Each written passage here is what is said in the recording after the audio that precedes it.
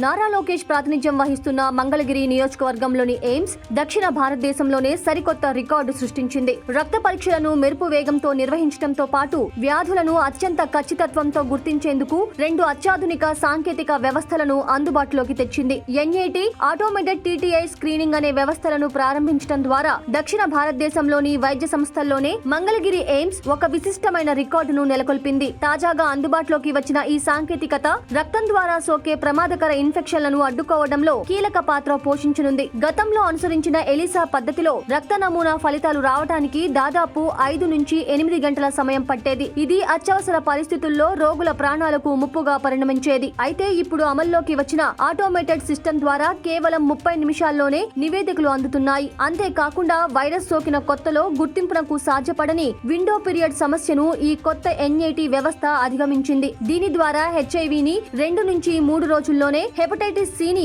కేవలం 1 రోజులోనే అత్యంత ఖచ్చితత్వంతో గుర్తించే వీలుంది. పేద ప్రజలకు ఆర్థిక భారంగా మారే ఇటువంటి అత్యాధునిక పరీక్షలు మంగళగిరి ఎయిమ్స్ లో దాదాపు ఉచితంగా లేదా నామమాత్రపు ధరలకే అందుబాటులో ఉన్నాయి. ప్రైవేటు ఆసుపత్రుల్లో 3,000 రూపాయల నుంచి 5,000 రూపాయల వరకు వసూలు చేసే ఎన్ఏటి పరీక్షలను ఇక్కడ ఢిల్లీ ఎయిమ్స్ తరహాలోనే అత్యంత చౌకగా అందిస్తున్నారు. తలసేమియా, క్యాన్సర్ రోగులు, అత్యవసర శస్త్రచికిత్సలు అవసరమయ్యే నిరుపేదలకు ఈ సదుపాయం ఒక గొప్ప వరమని వైద్య నిపుణులు పేర్కొంటున్నారు.